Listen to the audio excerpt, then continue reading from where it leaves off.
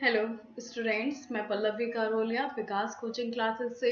आज मैं आपका कॉमर्स का क्लास 12 का बिजनेस स्टडीज़ का पार्ट 1 का वीडियो अपलोड कर रही हूँ। पार्ट 1 का ये पहला चैप्टर है, इसके कुछ टॉपिक्स हैं इसमें। ये चैप्टर का नेम है आपका nature and significance of the management. तो हम इसको समझते हैं। इसका मतलब है कि मैनेजमेंट एक्चुअल है क्या और इसके सिग्निफिकेंस से मतलब इम्पोर्टेंस और कैरेक्टरिस्टिक्स क्या है, ये समझना है हमें। तो पहले हम ये समझते हैं कि मैनेजमेंट, तो मैंने यहाँ पे आपको इंट्रोडक्शन दिया है कि management is a necessary for all the organisations irrespective of its size, nature and functions. The concept of the management is not restricted to business organization, but even non-business organization needs to manage its function. It means कि management जो है वो आपके सारे organisation में, चाहे वो hospital हो आपका, चाहे वो आपका स्कूल हो, चाहे वो कोई कंपनी हो, हर जगह चाहिए होता है। बट ये डिपेंड करता है वहाँ की साइज, नेचर और उधर पे किस तरह के काम होते हैं। अगर बहुत बड़ा ऑर्गेनाइजेशन है, कोई कंपनी है, तो वो कंपनी में शायद 2-3 लेवल पर आपको मैनेजमेंट की ज़रूरत हो, या कोई छोटा है तो वहाँ पे एक लेवल पे भी काम चल सकता है। दूसरा इसमें दिया गया है कि the concept of management is not restricted to business organization. तो ये ग्लोबली है कि ये ज़रूरी नहीं है कि आपका सिर्फ बिजनेस में ही आप मैनेजमेंट तो आपके डेली के हाउस होल्ड चोर्स में भी आपके लगता है। घर के भी काम हैं जो हमारे मैनेज रहते हैं कि ये सुबह करना, ये शाम करना, हम उसको भी कभी यहाँ वहाँ नहीं करते हैं। अगर करेंगे तो वो सारी चीज़ें अव्यवस्थित हो जाएंगी। तो मैनेजमेंट क्या है, हर एक जगह हर एक काम में हमको चाहिए पड़ता है। Management is a pervasive and universally accepted function है। मैनेजमेंट क्या है, वो आपका ग्लोबली पूरी दुनिया में हर एक काम करने के लिए आपको मैनेजमेंट की ज़रूरत होती है। एग्जाम्पल में है रिलायंस जियो। रिलायंस जियो ने क्या किया, अभी कुछ साल में इन्होंने अपनी इतने सारे कंज्यूमर्स बना लिए क्योंकि इनका मैनेजमेंट बहुत अच्छा है। बिना मैनेजमेंट के तो कोई भी ऑर्गेनाइजेशन कभी भी ग्रोथ नहीं कर सकता है। अब इसमें कॉन्सेप्ट ऑफ द मैनेजमेंट, तो इसमें आपको मीनिंग एंड इम्पोर्टेंस, यहाँ मैंने समझाने के लिए आपको दो डेफिनेशंस ली हैं। एक ट्रेडिशनली मैनेजमेंट के लिए है, traditionally concept of the management, ये मार्क पाकर की है। इन्होंने लिखा है management is the art of the getting things done through others. Traditionally जो कॉन्सेप्ट है वो कहती है कि दूसरों से काम करवाने की कला को मैनेजमेंट कहते हैं, लेकिन जो मॉडर्न कॉन्सेप्ट है वो बढ़ गई है, चेंज हो गई है, वो इतना सीमित नहीं है। अब मैनेजमेंट यहाँ पे जो जैम सेल देते हैं आपकी अपनी डेफिनेशन यहाँ पे, management is an art of knowing exactly what you want your man. आप एक्चुअल में अपने एम्प्लॉयज के से क्या चाहते हैं, ये मैनेजर को बहुत अच्छी तरह से आना चाहिए, और उसको फिर seeing that they do it in the best and cheapest way, और फिर उसको ये भी देखना चाहिए कि जो एम्प्लॉयज हैं वो उसको बेहतरीन तरीके से कर रहे हैं और चीपेस्ट वे में कर रहे हैं या नहीं। तो अभी की जो मॉडर्न कॉन्सेप्ट है वो काफ़ी बढ़ गई है। तो आपने जो रीड करना है या जो आपका पार्ट 1 है, तो आप सारा मॉडर्न कंसेप्ट पर ही हम लोग पढ़ेंगे इस मैनेजमेंट को। अब इसमें है, मैं आपको बताती हूँ मैनेजमेंट क्या है। तो it is the process of getting things done with aim of achieving goals effectively and efficiently. तो आप जो मॉडर्न कॉन्सेप्ट में आएंगे तो आपको ये दो वर्ड्स बहुत अच्छे से समझने हैं कि अफेक्टिवली और अफिशिएंटली। अफेक्टिवली आपका रिलेट करता है टाइम से, कि जो आपके पास टास्क है वो टाइम पर कंप्लीट हो जाए, और अफिशिएंसी आपका रिलेट करता है कॉस्ट से, कि जो आपके रिसोर्सेज हैं उनका आप मैक्सिमम यूटिलाइज करें और आप कॉस्ट को मिनिमम रखें। तो ये दोनों चीज़ें ही किसी भी ऑर्गेनाइजेशन की ग्रोथ के लिए बहुत ही ज़रूरी हैं। Modern concept of the management, जो मॉडर्न कंसेप्ट है उनमें किन किन चीज़ों को शामिल कर लिया गया है। तो सबसे पहली है प्रोसेस। बिना प्रोसेस के तो आप कोई भी काम कर ही नहीं सकते हो। प्रोसेस का मीनिंग है, process refers to the series of the steps of basic functions necessary to get the things done. किसी भी काम को करने के लिए आप जो स्टेप लेते हो, जो भी एक एक करके काम करते हो, वो आपकी प्रोसेस कहलाती है। प्रोसेस में आता है आपके planning, organizing, staffing, direction and controlling. सबसे पहले तो आप कुछ भी करने जा रहे हैं आपको उसकी प्लानिंग करनी ही पड़ती है, तो वो एक प्रोसेस में आएंगे आपकी। सेकेंड है आपका अफेक्टिव एंड अफिशिएंट परफॉर्मेंस। मैंने आपको इन दोनों वर्ड्स को अभी अभी बताया है कि मॉडर्न जो कंसेप्ट है वो इन दोनों वर्ड्स पे डिपेंड करती है बहुत ज़्यादा। Effectiveness refers to the completion of work or achievement target on time. तो आप अफेक्टिव कब होंगे, जब कोई भी ऑर्गेनाइजेशन अफेक्टिव कब होगा, जब वो टारगेट को अपने टाइम पर कंप्लीट कर लेगा। एंड सेकंड है efficiency refers to the optimum utilization of resources और no wastage of the resources. और जो आपकी एफिशिएंसी है वो कहती है कि आपके पास जो भी रिसोर्सेज हैं उनका बहुत बेहतरीन तरीके से आप उपयोग करें, जिससे आपकी जो कॉस्ट है वो बहुत कम हो जाए और आपका बेनिफिट है वो ज़्यादा से ज़्यादा हो जाए। और किसी भी ऑर्गेनाइजेशन में जब तक बेनिफिट नहीं होगा, तो प्रॉफिट नहीं होगा, तो ऑर्गेनाइजेशन का कोई मतलब ही नहीं है, मतलब कि वो ग्रो कर ही नहीं सकता है। बिजनेस ऑर्गेनाइजेशन का तो मेन मोटो प्रॉफिट कमाना ही होता है। फिर इसमें है both are must for every organization. किसी भी ऑर्गेनाइजेशन के लिए अफेक्टिव और एफिशिएंट दोनों ही बहुत ज़रूरी हैं। फिर है आपका अचीवमेंट ऑफ ग्रोथ, कॉमन और organizational growth. The modern concept आपकी क्या बोलती है कि जो मैनेजमेंट का काम है वो जितने भी काम करे, वो मैनेजर के सारे काम कैसे होने चाहिए, अपने सारे एम्प्लॉयज़ को लेकर चल के उस एम को अचीव करना। ये नहीं होना चाहिए कि एक डिपार्टमेंट का वर्क है तो वो जो एम्प्लॉयज़ हैं वो सिर्फ अपना डिपार्टमेंट का बेहतर कर ले और जो दूसरा डिपार्टमेंट है उसको छोड़ दें। इस तरह से आप किसी भी ऑर्गेनाइजेशन के गोल को कभी अचीव नहीं कर सकते हो। तो वहाँ पे जितने भी एम्प्लॉयज़ हैं उनका माइंडसेट कैसा होना चाहिए कि उन सबका एम है, जो ऑर्गेनाइजेशन का एम है वो उन सबका एम है कि उस एम को अचीव कर लें। तो ये कैसा होता है, मैनेजमेंट में गोल हमेशा कैसे होते हैं, ऑर्गेनाइजेशनल गोल कैसे होते हैं, ग्रुप में और कॉमन। अब ये जो वर्ड है आपका, सॉरी यहाँ पे जाना है मुझे। अब जो मैंने दो वर्ड्स आपके लिए हैं, ये अफेक्टिवनेस वर्सेस एफिशिएंसी, ये आपको बहुत ज़रूरी है इनका मतलब पता होना। तो आप जब अफेक्टिवनेस को पढ़ेंगे तो इसमें आएगा it refers to the completion of task on time. मैंने आपको बताया कि अफेक्टिवनेस क्या है, अगर आप अपने टास्क को टाइम पर कंप्लीट कर लेते हैं तो वो ऑर्गेनाइजेशन अफेक्टिव है। बट एफिशिएंसी क्या कहती है, it is refers to completion of task correctly with minimum cost with no wastage of the resources। तो efficiency कहती है कि मिनिमम कॉस्ट में आपको उस टास्क को करना है और जो भी रिसोर्सेज हैं वो बिल्कुल भी बर्बाद नहीं होने चाहिए, आप उनका मैक्सिमम यूज कर लें। तो आप एफिशिएंसी से काम कर रहे हैं। फिर सेकंड है it is concern with the achievement of the end result. Effectiveness का एंड रिजल्ट आ जाता है कि उन्होंने टास्क को टाइम पर कर दिया तो वो अफेक्टिव वर्क है। मगर it is concern with the, जो आपकी एफिशिएंसी है वो किससे कंसर्न है, कॉस्ट बेनिफिट एनालिसिस।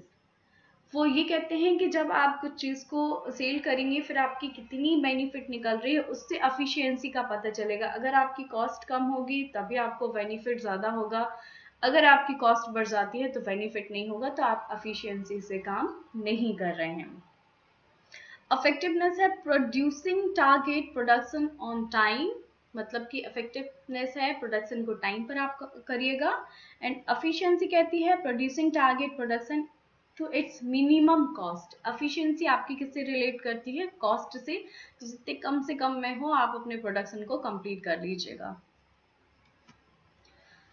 अब है characteristics of the features of the management. Management के क्या विशेषताएं हैं, क्या खूबियां हैं। तो इसका पहला है जो आपका मॉडर्न जो कॉन्सेप्ट है उसमें है management is a goal oriented process. मतलब कि मैनेजर के या मैनेजमेंट के जो भी काम है, जो भी वो स्टेप्स ले रहे हैं वो गोल की तरफ अचीव करने वाले होंगे। ये नहीं कि आप किसी भी डायरेक्शन में जा रहे हो तो आप एक प्लानिंग करोगे और आपकी जो सारी स्टेप्स होंगी वो उस गोल को अचीव करने में आपकी हेल्प करेंगी। तो गोल ओरिएंटेड प्रोसेस होनी चाहिए। सेकंड है मैनेजमेंट इज परवेसिव। मैनेजमेंट मैंने आपको अभी बताया परवेसिव कि ग्लोबली है, यूनिवर्सली है। हर एक जो भी आपके प्रोसेस है उसमें मैनेज करना पड़ेगा। आप लास्ट प्रोसेस ही नहीं, आप कुछ भी कर रहे हैं उसमें आपको हर जगह आपको मैनेज करना पड़ेगा। तो ये हर एक काम में जो भी ऑर्गेनाइजेशन है, जितने भी डिपार्टमेंट है, चाहे वो स्टार्टिंग से प्लानिंग कर रहे हो, चाहे वो सामान को बेच रहे हो या खरीद रहे हो, कुछ भी प्रोडक्शन कर रहे हो, सब जगह आपको मैनेज करके चलना पड़ेगा। फिर management is multi dimensional. Multi dimensional में आपका आएगा वर्क, पीपल एंड ऑपरेशन। तो यहाँ पे मैंने आपको ये चार्ट दिया हुआ है मैनेजमेंट का, मैनेजमेंट ऑफ वर्क। वर्क में होगा आपका कि जो आपने ऑर्गेनाइजेशन सेट किया है तो आप उसकी एक प्लानिंग करोगे, फिर आप सोचोगे कि ये काम मुझे या ये प्रोडक्शन करना है तो वो मुझे किस तरह से करना है, काम करने के तरीके पे आप सोचोगे। तो प्लानिंग करेंगे आप पहले, तो फिर ऑर्गेनाइज करेंगे, फिर कंट्रोल करेंगे कि इस तरीके से हम ये काम को कर पाएंगे। तो मैनेजमेंट ऑफ दी वर्क, काम को करने का आपको मैनेज करना है, किस वे में करना है। फिर है मैनेजमेंट ऑफ दी पीपल।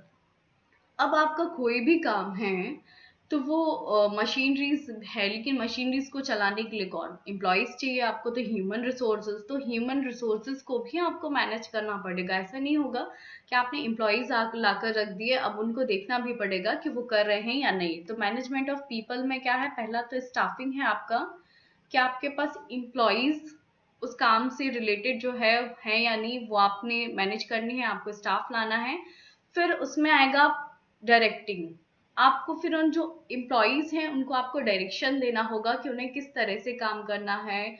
फिर आप अपने स्टाफ में से सिलेक्ट करेंगे कि ये काम, अगर जो पर्टिकुलर वर्क है वो किसको करना है, वो किसको, तो इस तरह से आपको एक डायरेक्शन देने पड़ेंगे, तो आप पीपल को मैनेज कर लोगे। इन दोनों से मिलकर बनता है आपका मैनेजमेंट ऑफ द ऑपरेशन। जब आपकी ह्यूमन रिसोर्सेज आपके काम को उसी डायरेक्शन से करेंगे, बहुत बेहतरीन तरीके से करेंगे, जो आउटपुट होगा बहुत अच्छा आएगा, तो वहां पे आपका क्या होगा, प्रोडक्शन होगा। प्रोडक्शन को आप सेल करोगे, फिर परचेज करोगे, फिर आप एक नेक्स्ट स्टेप पे बढ़ जाओगे और फिर आप नेक्स्ट प्रोसेस आप फिर परचेज करना स्टार्ट कर दोगे। तो मैनेजमेंट क्या है, ऑपरेशन, इन दोनों से मिलकर बना है आपका management of work plus management of the people is equal to आपका मैनेजमेंट ऑफ द ऑपरेशन। अब फोर्थ आपका करेक्टरिस्टिक्स है आपका, management is a continuous process. अब किसी भी ऑर्गेनाइजेशन को हमने सेट कर लिया है, ठीक है, तो एक साल का हमारा एम था कि हमने 100,000 यूनिट्स, सपोज दैट एक कंप्यूटर का आपने एक कंपनी खोली है, तो आपका एक एम है कि आपने एक साल में आपने 20,000 कंप्यूटर को आपको प्रोडक्शन देना है। अब वो आपने अचीव कर लिया, तो आप नेक्स्ट ईयर के लिए अपनी प्रोसेस करेंगे ना कि इससे और ज्यादा आप बेनिफिट करेंगे, अपनी ग्रो करेंगे। तो प्रोसेस क्या है, ये कंटिन्यूअस है, कभी नहीं रुकने वाली। मतलब जब तक आपका ऑर्गेनाइजेशन है तब तक आपको मैनेजमेंट करना ही पड़ेगा। सेकेंड है आपका, सेकेंड नहीं सॉरी, फिफ्थ है ये आपका, management is a group of activity. अभी हमने पहले भी देखा है कि ये एक्टिविटी कैसी है, ग्रुप में होती है। किसी भी ऑर्गेनाइजेशन में एक पर्टिकुलर पर्सन, एक इंडिविजुअल पर्सन मैनेज नहीं कर सकता है सारी चीजें, या वो अपना बेस्ट दे रहा है तो ऑर्गेनाइजेशन का बेस्ट नहीं हो जाएगा। कि एक अकाउंटेंट है, उसने अपना बेस्ट दे दिया तो ऑर्गेनाइजेशन का बेस्ट हो गया। तो जितने भी उधर पे डिपार्टमेंट्स हैं, जब वो सारे मिलकर अपना बेस्ट देंगे तब जाके वो जो एम है हम बहुत अच्छी तरीके से अचीव कर पाएंगे। तो मैनेजमेंट क्या है, ग्रुप एक्टिविटी है। सारे लोग, सारे एम्प्लॉयज, सारे डिपार्टमेंट्स के एम्प्लॉयज और मैनेजर सब लोग मिलकर जब अपने अपने अचीव का अपना 100% देंगे, अपना बेस्ट देंगे, तब हम जाके उस ऑर्गेनाइजेशन का एम अचीव कर पाएंगे। तो management is a group of activity है। फिर है management is a dynamic function. अभी मैनेजमेंट कैसा है ना, डायनेमिक है, इन्वायरमेंट के साथ चेंज करना पड़ता है। आप ये नहीं कर सकते हो कि आपने एक बार रूल्स बना दिए मैनेजमेंट के अपने ऑर्गेनाइजेशन में, अब चेंज नहीं करने हैं। लेकिन अगर इन्वायरमेंट की डिमांड है कि उसको चेंज करना है तो आपको उसको चेंज करना ही पड़ेगा, अदरवाइज आप सक्सेस नहीं होंगे। अभी हम बहुत रिसेंट का अगर एक एग्जाम्पल सेट कर लें, अपना एग्जाम्पल सेट कर लें, कि अभी जो इस टाइम पे कोरोना की वजह से सारी क्लासेस हैं, जो स्कूल्स हैं वो ऑफलाइन की जगह जो स्कूल्स की क्लासेस है वो ऑनलाइन कर रहे हैं। ऑनलाइन सारी क्लासेस अवेलेबल करा रहे हैं। क्यों करा रहे हैं, क्योंकि ये इन्वायरमेंट में इतना चेंज आया है। तो मैनेजमेंट की यही डिमांड है कि अपने वर्क को ना रोक के हम क्या करें, अपने मैनेजमेंट को हमने ऑनलाइन की तरफ चेंज करके अपने वर्क को कंप्लीट कर लें। तो डायनेमिक फंक्शन है मैनेजमेंट, कि आपको इन्वायरमेंट के हम तरह से हमेशा इसमें चेंजेस करने पड़ेंगे। फिर आपका सेवेंथ पॉइंट है इंटेग्रेबल।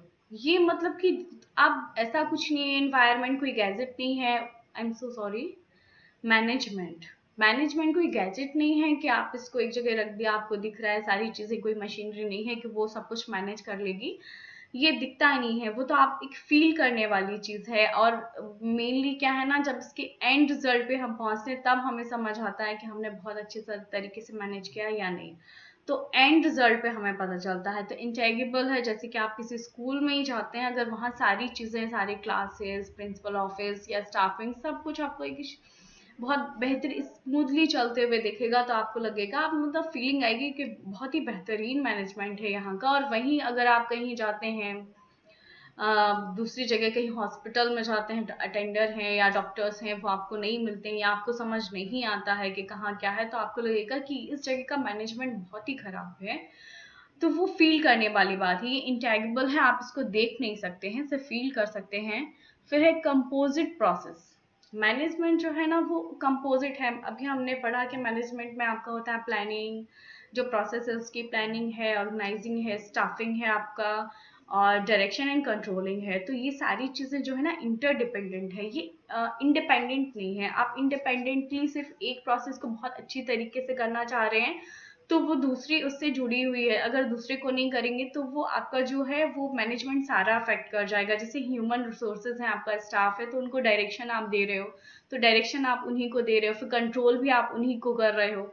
अगर उनको कंट्रोल, इवन आपको एम्प्लॉयज भी चाहिए तो सबसे पहले आपकी प्लानिंग होनी चाहिए। तो ये सारी चीजें क्या है, आपकी इंटरडिपेंडेंट हैं, तो कंपोजिट प्रोसेस होती है मैनेजमेंट की। And last one is balancing up effectiveness and efficiency. ये दोनों ही वर्ड मैंने अभी आपको पहले स्टार्टिंग में ही बताया है कि जो मॉडर्न कॉन्सेप्ट है इन दोनों पे बहुत ज़्यादा बेस्ड है, और ये बहुत ही इंपॉर्टेंट है कि किसी भी ऑर्गेनाइजेशन में इन दोनों का बैलेंस होना बहुत ही ज़रूरी है। सपोज करिए आप अफेक्टिवली वर्क करता है एक ऑर्गेनाइजेशन, कि उसका एक एग्जाम्पल ले लेते हैं कि 30 दिनों में उन्हें 30 यूनिट का जो भी उनका प्रोडक्शन होता है उसको करना है, उन्होंने कर लिया, कंप्लीट कर लिया, लेकिन उन्होंने वेस्ट क्या कर दिया, जो 30 यूनिट जितने सामान में बनी थी उन्होंने 40 यूनिट का, 40 यूनिट्स का उन्होंने मटेरियल वेस्ट कर दिया, रिसोर्सेज को वेस्ट कर दिया, तो लॉस में चला जाएगा। क्योंकि उतने मटेरियल से आप क्या कर सकते, उतने सोर्सेज से आप 40 यूनिट्स को आप अपने कंप्लीट कर सकते थे। तो वहां पर एफिशिएंसी नहीं है, और एफिशिएंसी नहीं होगी तो आपको बेनिफिट क्या होगा, कम होगा, तो आप जाके प्रॉफिट में नहीं जाओगे, तो आपकी ग्रोथ रुक जाएगी। और एफिशिएंसी क्या है कि अगर मान लीजिए कि एक वही यूनिट है कि 30 यूनिट उन्होंने बनानी थी, उन्होंने बहुत एफिशिएंसी से किया, 30 यूनिट का जो मटेरियल था उसको बहुत अच्छे से यूज किया रिसोर्सेज को, और 30 यूनिट के मटेरियल में ही बनाकर कंप्लीट कर दिया, लेकिन 30 डेज की जगह उन्होंने क्या कर दिया, 40 या 45 डेज ले लिए, तो टाइम पीरियड को उन्होंने बढ़ा दिया यहाँ पे, तो इफेक्टिव नहीं है वो। तो वहां पर भी लॉस में जा रहे हो, क्योंकि जो काम आपने 30 डेज में कंप्लीट करना था वो आपने क्या कर दिया है, 45 डेज या 40 डेज में आप लेकर चले गए। तो किसी भी ऑर्गेनाइजेशन को चलाने के लिए इन दोनों का बैलेंस में होना जरूरी है, कि टाइम पर भी काम हो और एफिशिएंसी, मतलब कि जो रिसोर्सेज हैं उनका बेस्ट आप मैक्सिमम यूटिलाइज कर सको। अब ये आपका जो कैरेक्टरिस्टिक्स थे वो कंप्लीट हो गए हैं मैनेजमेंट के जो नेक्स्ट आपके टॉपिक्स हैं वो टॉपिक्स हैं आपके इसका ऑब्जेक्टिव क्या है, इंपॉर्टेंस क्या है, लेवल्स क्या हैं, तो ये सारे मैं आपको नेक्स्ट वीडियोस में अपलोड कर दूंगी। और ये मैं कहना चाहती हूँ कि जिनके पास एनसीईआरटीज हैं प्लीज़ इस टॉपिक को एक बार आप रीड कर लीजिए, जिससे आपको बहुत ज़्यादा क्लियर हो जाएगा। और जिनके पास अभी नहीं आपने 12th की एनसीईआरटी रखी है, तो मैंने ये सारा इसीलिए लिख कर दिया है, आप इसको रिवाइज इसी वीडियो में कर सकते हैं। Thank you for watching this, and please आप अपनी स्टडी को कंटिन्यू करिए।